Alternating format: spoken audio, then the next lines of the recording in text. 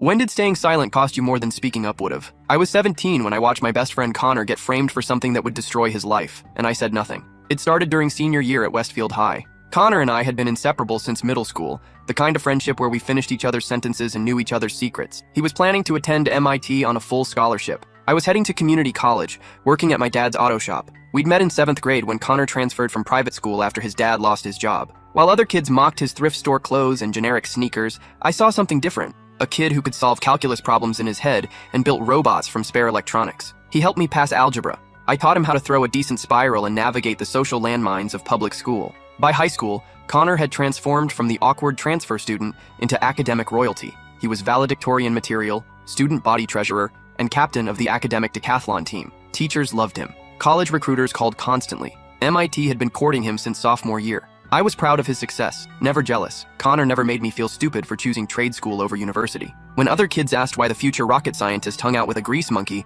Connor would just shrug and say, "He's got the most important quality. He's real." Our physics teacher, Mr. Garrett, was one of those educators everyone loved. He made science fun, stayed after school to help struggling students, and coached the academic decathlon team. Connor idolized him. When Mr. Garrett offered Connor a paid position helping with his private tutoring business, Connor was thrilled. "This could pay for my textbooks," Connor told me excitedly. "Plus, imagine the recommendation letter I'll get." I was happy for him, but something felt off from the beginning. Mr. Garrett would call Connor out of other classes for urgent tutoring matters. Connor started staying late 3 nights a week, missing our usual hangouts. When I'd ask about the tutoring work, Connor would give vague answers about administrative stuff and special projects. "What kind of special projects?" I pressed one day. Connor shifted uncomfortably. "Just helping Mr. Garrett organize his files, set up his home office, normal tutor stuff." But Connor's definition of normal was starting to worry me. He'd become jumpier, constantly checking his phone for messages from Mr. Garrett. Dark circles formed under his eyes. He'd snap at innocent questions, then apologize immediately after. "You okay, man?"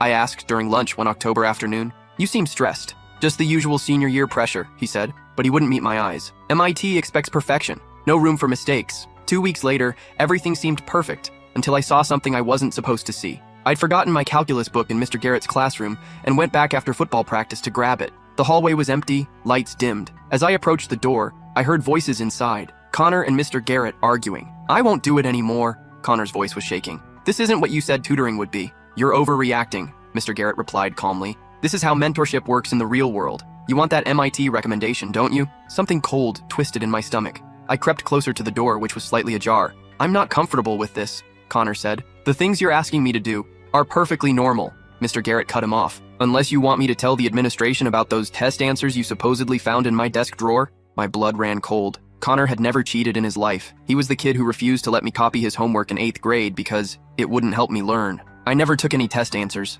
Connor's voice cracked. "You know that." "Do I?" "Because I have security footage that says otherwise." Funny how cameras can be interpreted different ways. I pressed myself against the wall, heart pounding. Through the crack in the door, I could see Mr. Garrett standing too close to Connor, who was backed against the whiteboard. Mr. Garrett's hand was on Connor's shoulder in a way that made my skin crawl. "Your scholarship depends on maintaining that perfect GPA," Mr. Garrett continued. "One academic dishonesty charge and MIT disappears. Your whole future, gone, unless we continue our special arrangement." "I can't keep coming to your house," Connor whispered. "If my parents find out, they won't find out anything unless you make them suspicious." Mr. Garrett's voice turned sharp. "You're a smart boy, Connor. Smart enough to understand what's at stake here." That's when I should have burst through that door. Should have recorded everything on my phone. Should have reported what I witnessed immediately. Instead, I grabbed my book from my locker and ran. That night, I lay awake replaying what I'd heard. Connor going to Mr. Garrett's house, some kind of arrangement, the threat about planted evidence. Every scenario I imagined made me sick, but I kept talking myself out of the obvious conclusion. Mr. Garrett was married with 2 young daughters.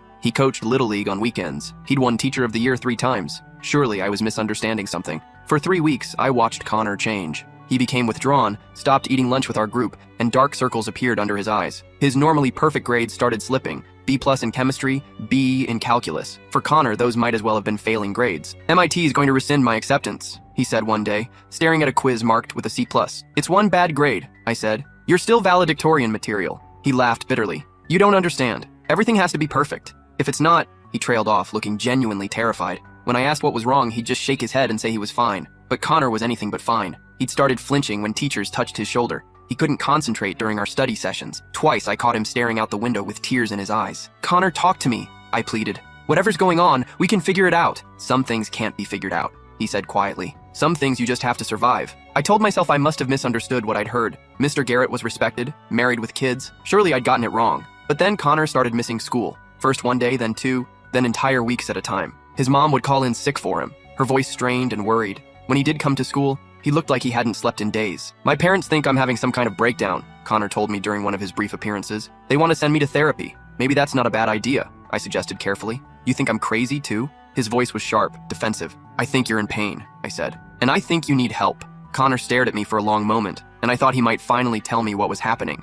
Instead, he just shook his head. No one can help with this, he said. Some secrets are too dangerous to tell. Then came the morning that shattered everything. I arrived at school to find police cars in the parking lot, and Connor being led away in handcuffs. Students crowded around, phones recording, whispers spreading like wildfire. Connor Mills was caught stealing from Mr. Garrett's office, someone said. They found test answers in his backpack.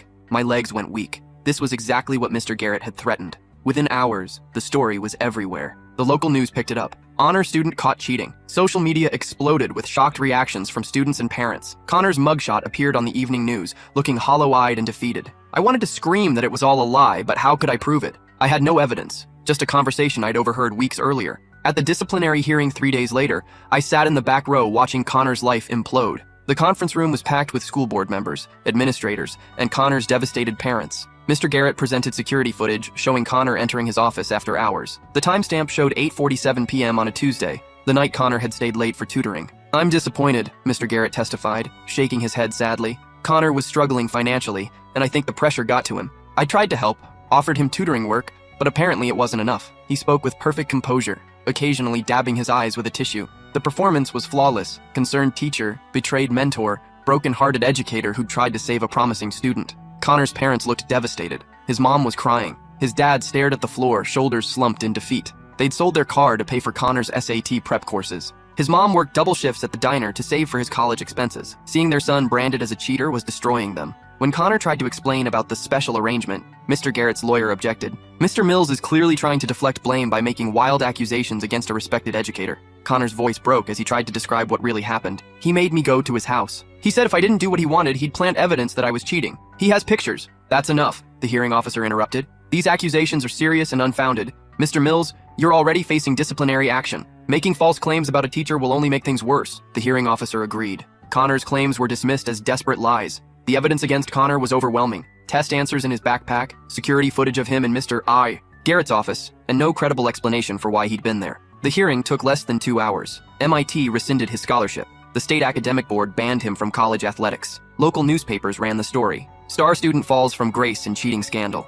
That night, I found Connor sitting alone behind the school gymnasium, staring at his rejection letter from MIT. 5 years of perfect grades, he said without looking up. 4 years of academic decathlon championships. None of it matters now. I sat beside him, my throat tight with guilt. Connor, what really happened? He laughed bitterly. You want the truth? Mr. Garrett has been blackmailing me for months, making me do things, taking photos, meeting him at his house when his wife was out of town, letting him... He stopped, his voice breaking. My stomach dropped. This was worse than I'd imagined. He said if I ever told anyone, he'd plant evidence that I was cheating. Guess he did it anyway once I finally refused to go along with it. We have to tell someone, I said desperately. The police, your parents? With what proof? Connor stood up, crumpling the MIT letter. A respected teacher versus a convicted cheater? Who's going to believe me now? The bitterness in his voice cut through me like a blade. He was right. Mr. Garrett had played this perfectly, destroying Connor's credibility before he could expose the truth. There has to be something we can do, I insisted. Connor looked at me with dead eyes. He won. Game over. He walked away into the darkness, and I sat there knowing I was the only person who could have prevented this. I should have followed him home, should have called his parents, should have done something other than sit there wallowing in my own guilt.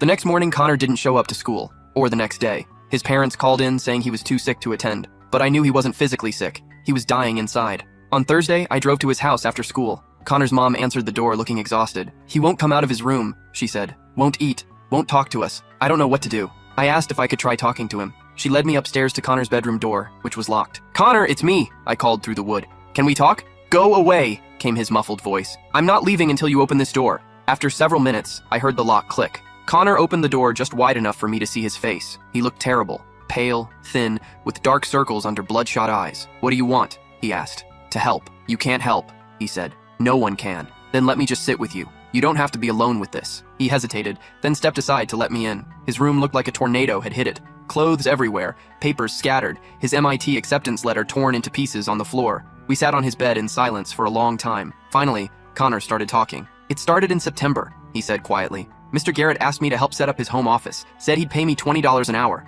I thought it was just filing papers, organizing books. He told me everything. How Mr. Garrett had gradually escalated from inappropriate comments to physical contact, how he'd used Connor's financial desperation against him, how he'd threatened to destroy Connor's future if he didn't comply. I kept thinking I could handle it, Connor said. Just get through senior year, get into MIT, never look back. But it kept getting worse. Why didn't you tell someone? I asked, though I already knew the answer. Because he showed me exactly what he'd do if I tried. Connor pulled out his phone and showed me a photo, test answers in what looked like his handwriting. He made me copy these months ago, said it was practice for tutoring other students, but he kept them. Insurance, he called it. My heart sank. Mr. Garrett had been planning this frame-up for months, creating evidence to destroy Connor's credibility if he ever spoke up. There's more, Connor said, his voice barely a whisper. Pictures he took, videos. He said he'd post them online if I ever told anyone what really happened. I felt sick. This monster had systematically destroyed my best friend, piece by piece, and I'd watched it happen without intervening. We'll figure this out, I promised, though I had no idea how. Connor shook his head. It's over. Even if someone believed me, those photos would still exist. My life would still be ruined. That was Friday afternoon. Connor's parents found him in his bedroom that Saturday morning. The coroner said he'd taken an entire bottle of his mom's prescription sleeping pills. The suicide note was brief. I'm sorry I let everyone down. I'm not who you thought I was. Even in death, he was protecting Mr. Garrett's secret. At Connor's funeral, I sat in the back pew while 300 people mourned the promising young man whose potential was cut short by poor choices. The church was packed with teachers, classmates, and family friends who'd known Connor since childhood. Mr. Garrett delivered a touching eulogy about second chances and the tragedy of academic pressure. He spoke about Connor's brilliance, his dedication, his bright future that had been derailed by one terrible mistake. Connor was more than his worst moment, Mr. Garrett said, his voice thick with emotion. He was a gifted student, a kind soul, and a young man who made an error in judgment that doesn't define who he was. The audience nodded in agreement, dabbing their eyes with tissues. They saw a caring teacher mourning his student. I saw a predator who'd murdered my best friend and was now performing grief for an audience. I wanted to scream. Instead, I sat silent again. After the service, Connor's mom approached me with red-rimmed eyes. You were his best friend, she said. Did he ever say anything to you? About why he would steal those test answers? It just doesn't make sense. I looked into her devastated face, a woman who'd worked herself to exhaustion trying to give her son opportunities she'd never had. She deserved to know the truth about what had killed her child, but telling her would mean admitting I'd known Connor was in danger and done nothing to help him. No, I lied. I had no idea. The lie burned in my throat, but I told myself it was kinder than the truth. What good would it do to tell her that her son had been systematically abused, and I'd been too cowardly to intervene? That night, I couldn't sleep.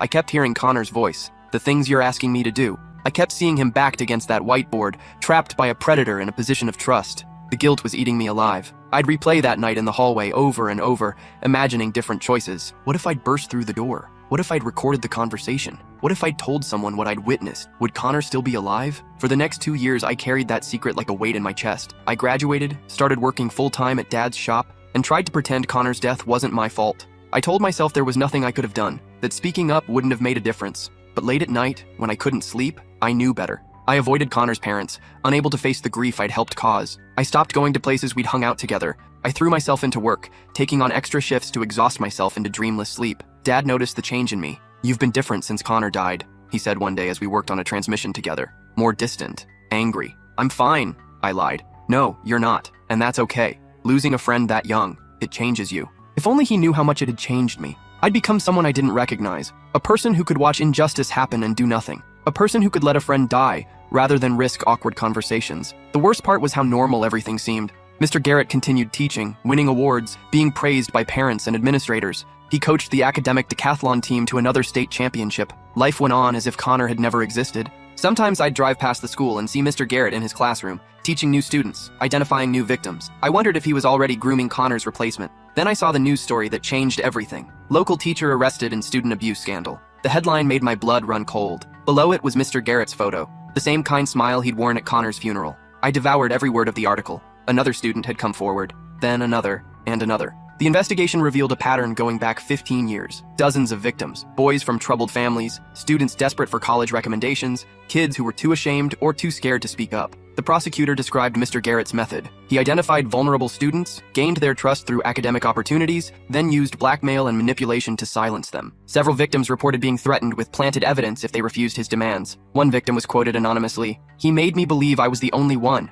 that no one would believe me over him. I wish I'd known there were others. I wish someone had spoken up sooner." That's when it hit me. If I'd reported what I witnessed, if I'd stood up during that disciplinary hearing, Connor might still be alive, and 15 other kids might have been spared years of abuse. My silence hadn't just cost Connor his life, it had cost other children their innocence. The article mentioned that investigators were looking into historical cases, including the suicide of Connor Mills, a former student who'd been accused of cheating shortly before his death. They were reopening Connor's case. I drove to the district attorney's office that afternoon and demanded to speak with the prosecutor handling Mr. Garrett's case. Assistant DA Michelle Rodriguez listened as I described what I'd witnessed 2 years earlier. "You're telling me you had direct evidence of blackmail and coercion and you said nothing?" Her voice was incredulous. "I was 17, I said weakly. "I didn't know what to do." "A boy died because of your silence," she replied bluntly, "and others continue to be victimized." She was right, and we both knew it. "Why are you coming forward now?" she asked. "Because I can't live with myself anymore, and because maybe my testimony can help convict him." Rodriguez studied me carefully. "Your testimony could be crucial, but you need to understand. This means admitting publicly that you could have prevented multiple crimes, including your friend's death." I nodded. "I understand. The defense will tear you apart. They'll paint you as someone seeking to absolve his guilt by scapegoating their client." "I don't care," I said. "Connor deserves the truth. All those kids deserve justice." My testimony became crucial to the prosecution's case. I described the conversation I'd overheard, Connor's deteriorating mental state, and Mr. Garrett's manipulation tactics. During his deposition, Mr. Garrett's lawyer tried to discredit me as a grieving friend seeking someone to blame for his friend's suicide. "Isn't it true that you've struggled with guilt over your friend's death?" the defense attorney asked. "Yes," I replied. "And isn't it true that accusing my client helps you feel less responsible for failing to help your friend?" "No," I said firmly. "Accusing your client helps ensure he can't hurt anyone else the way he hurt Connor." But my account corroborated details from other victims, the same threats, the same pattern of abuse, the same method of planting evidence. The trial lasted 3 months. During that time, I learned details about Mr. Garrett's other victims that made me sick. Boys as young as 14, abuse that went on for years, lives destroyed by a predator who used his position of trust to exploit vulnerable children. Each victim's testimony was a dagger to my heart because I knew I could have prevented so much suffering. During the trial, I testified about that night I'd overheard the confrontation. As I spoke, I watched Mr. Garrett sitting at the defendant's table, the same calm expression he'd worn while destroying Connor's life. "Why didn't you report this conversation immediately?" the defense attorney asked during cross-examination. "Because I was a coward," I answered honestly, "and Connor died because of it." "Objection," Mr. Garrett's lawyer said. "The witness is speculating about causation." "Sustained," the judge replied. But the jury heard my answer. They saw the raw guilt in my voice, the weight I'd been carrying for years. The prosecutor called me as a witness in their victim impact statements. I read a letter I'd written to Connor's parents, explaining what I'd known and why I'd stayed silent. "I failed your son when he needed me most," I read aloud. "My silence enabled his abuser to continue victimizing other children. I will carry this guilt for the rest of my life, but I want you to know that Connor was telling the truth. He was innocent. He was a victim." His mother collapsed in sobs. His father just stared at me with a mixture of grief and rage. After court that day, Connor's dad approached me in the hallway. "My son begged for help," he said, his voice shaking. "And you knew he was telling the truth. You could have saved him." "I know," I whispered. "I'm sorry." "Sorry doesn't bring him back," he replied. "Sorry doesn't give us back the years we could have had with him." He was right. Sorry was just a word, and words couldn't resurrect the dead. Mr. Garrett was sentenced to 25 years in federal prison. 15 victims came forward during the sentencing phase. The youngest had been 14 when the abuse started. At the sentencing hearing, the judge addressed me directly. "Your silence enabled a predator to continue harming children for 2 additional years. While I understand you were young and frightened, your choice had devastating consequences that extend far beyond your friend's death." She was right. By staying silent, I'd become complicit in every subsequent crime. After the trial, I couldn't go back to my old life. The weight of what I'd learned, what I'd failed to prevent, was crushing. I quit my job at Dad's shop and enrolled in college, majoring in social work. I wanted to work with at-risk youth, kids who might be facing the same situation Connor had. College was difficult for someone who'd barely paid attention in high school, but every time I wanted to quit, I thought about Connor, about the future he'd never have because I'd been too cowardly to help him. I threw myself into my studies: psychology, sociology, child development, trauma therapy. I learned about the grooming process, the psychology of predators, the signs adults miss when children are being abused. Everything I learned made Connor's story clearer, and my failure more profound. The textbooks described exactly what I'd witnessed: a predator isolating his victim, creating dependency, using shame and fear to maintain control. During my junior year, I started volunteering at a crisis hotline for teens experiencing abuse. The training was intense, learning to recognize warning signs, understanding trauma responses, and most importantly, creating safe spaces for kids to speak up. One night, I took a call from a 16-year-old boy named Trevor. His voice was shaking as he described his basketball coach's special training sessions and threats of losing his spot on the team if he told anyone. "No one will believe me," Trevor whispered. "Coach Murphy is like a legend here. Everyone loves him." My heart stopped. I was 17 again, listening to Connor's voice crack as he said the same words. "Trevor," I said carefully, "what you're describing is abuse, and I believe you. But what if I'm wrong? What if I ruin his life over nothing?" "You're not wrong," I said firmly. "And this isn't your fault. Can you record your next conversation with him?" The call lasted 2 hours. I walked Trevor through safety planning, helped him understand that what was happening wasn't normal or acceptable, and gave him resources for getting help. "Why are you helping me?" he asked before hanging up. "Because someone should have helped my friend when he was in your situation," I said. "And I failed him. I won't fail you." For the next hour, I walked Trevor through safety planning, how to document evidence, whom to contact, what resources were available. I gave him my personal number and made him promise to call if he felt unsafe. 3 days later, Trevor called back. He'd recorded Coach Murphy making explicit threats and sexual demands. Together, we contacted the authorities. Coach Murphy was arrested within a week. During the investigation, 2 other players came forward with similar stories. Unlike Connor, these boys had an advocate who believed them from the beginning. At Murphy's sentencing, Trevor read a victim impact statement. "Someone told me that my voice mattered," he said. "That speaking up wasn't just about protecting myself, but about protecting other kids too. I'm grateful someone taught me that silence isn't always safer." After the hearing, Trevor approached me. "Thank you for believing me," he said. "Why did you decide to help kids like me?" I looked at this brave young man who'd found the courage I'd lacked at his age. "Because I had a friend who needed someone to speak up for him," I said, "and I failed him. I won't make that mistake again." Over the next 5 years, I worked with dozens of kids facing abuse, neglect, and exploitation. Each case taught me something new about resilience, courage, and the power of having someone who believes you. There was Amanda, whose stepfather was molesting her and threatening to hurt her younger siblings if she told. We worked for months to build a safety plan that protected her whole family. There was Marcus, whose coach was providing alcohol and drugs in exchange for sexual favors. He'd been told he was gay, and that this was normal experimentation. It took time to help him understand he was being exploited. There was Destiny, whose mother's boyfriend was trafficking her to his friends. She'd been convinced she was choosing this life, that she was somehow responsible for what was happening to her. Each time I helped someone find their voice, I thought about Connor. Each predator we caught, each child we protected, felt like a small step toward redemption, but it wasn't enough to erase what I'd done, or what I'd failed to do. The work was emotionally brutal. I'd come home after sessions with traumatized kids and drink until I couldn't feel the weight of their stories. My relationship suffered.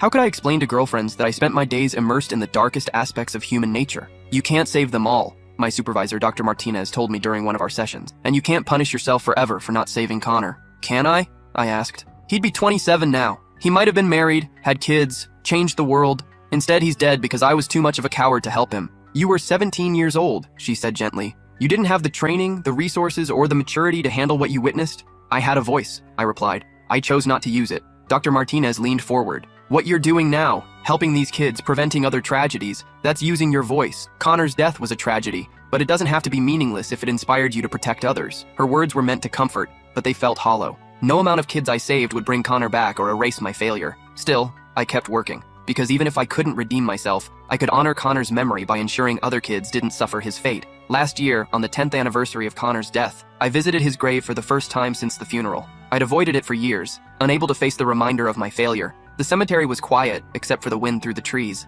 Connor's headstone was simple. Connor Mills, 1995-2013, beloved son and friend. Someone had left fresh flowers, his parents probably, still mourning the son they'd lost to a monster's cruelty and my cowardice. I knelt in the grass and finally said the words I should have spoken a decade earlier. "I'm sorry I didn't save you. I'm sorry I let fear control me when you needed courage. I'm sorry your death was the price of my silence." The wind rustled through the oak tree above his grave, and for a moment I could almost hear his voice. "Just don't let it happen to anyone else." I'd been carrying that mission for years, but hearing it in my heart made it feel official. "I won't," I promised. "I'll spend the rest of my life making sure kids know their voices matter." As I stood to leave, I noticed another visitor approaching, a young woman about Connor's age carrying white roses. "Are you here for Connor?" she asked softly. I nodded, curious about who she might be. "I'm Melissa," she said. "I was one of Mr. Garrett's victims. I heard about Connor during the trial, and I come here sometimes to thank him." Thank him? His death was what finally made me realize I wasn't alone. When I read about his suicide in the old newspaper articles, I saw myself in his story. It gave me the courage to come forward. My throat tightened. Even in death, Connor had saved someone. He would have liked knowing that, I said. Melissa placed her roses by his headstone. "The prosecutor told me there was a friend who eventually testified, someone who'd witnessed the abuse but stayed silent initially. Was that you?" I nodded, ashamed. "I've hated you for years," she said simply, "knowing you could have prevented what happened to me and the others." I closed my eyes, accepting the judgment I deserved. "But then I learned about the work you're doing now," she continued. "How many kids you've helped since then?" And I realized something. Connor's death didn't just destroy lives, it also created a purpose. I opened my eyes, surprised by the compassion in her voice. "I'm not saying it makes up for your silence," she said. "Nothing can bring Connor back or undo what happened to the rest of us, but you've turned your guilt into something that protects other kids. That has to count for something." After she left, I sat by Connor's grave until sunset, thinking about the ripple effects of that night when I chose silence over courage. Connor's death had led to Mr. Garrett's eventual exposure. My testimony had helped convict him. My guilt had driven me to protect other children. Some of those children had grown up to become advocates themselves, creating an ever-widening circle of protection. But it had all started with one terrible choice: my decision to stay silent when my best friend needed someone to believe him. Now, 15 years later, I run a nonprofit organization called Speak Up that trains adults to recognize signs of abuse and provides resources for young victims. We've helped over 2,000 kids find their voices and escape dangerous situations. The organization grew from my work at the crisis hotline. After helping Trevor and dozens of other kids, I realized the system was failing them. Social workers were overloaded, teachers weren't trained to recognize abuse, and kids had nowhere to turn when the adults in their lives were their abusers. We started small, just me and a handful of volunteers operating out of my apartment. But word spread, kids began calling our hotline, parents reached out when they suspected their children were being harmed. Teachers asked for training on recognizing warning signs. Within 3 years, we'd expanded to a full staff of trained counselors, victim advocates, and legal specialists. We opened a crisis center where kids could stay safely while investigations proceeded. We lobbied for stronger mandatory reporting laws and better training for educators. Every case reminded me why this work mattered. Like Samantha, who came to us after years of abuse by her stepfather. She tried to tell her mother twice, but was called a liar and punished for making up stories. We helped her document the abuse, connected her with a therapist who specialized in trauma, and supported her through the legal process that put her stepfather in prison. Or David, whose scout leader had been grooming him for months with special privileges and overnight camping trips. David thought he was special, chosen, until he realized what was really happening. We helped him understand that none of it was his fault, and supported his family through the aftermath. These successes felt like small victories against the darkness, but they also highlighted how many kids were still suffering in silence. For every child we helped, how many others were trapped in situations like Connor's? The hardest cases were the ones we couldn't save. Like Jeremy, who called our hotline but hung up before giving his name. We never heard from him again. Or Crystal, whose mother refused to believe her daughter's accusations against her new boyfriend. Crystal ended up running away, and we never knew what happened to her. These failures haunted me almost as much as Connor's death. Every child we couldn't reach felt like another friend I'd failed to save. But the successes kept me going. Kids like Maria, who escaped a trafficking ring with our help and is now studying social work in college. Or Alex, whose teacher was abusing multiple students until Alex found the courage to report it,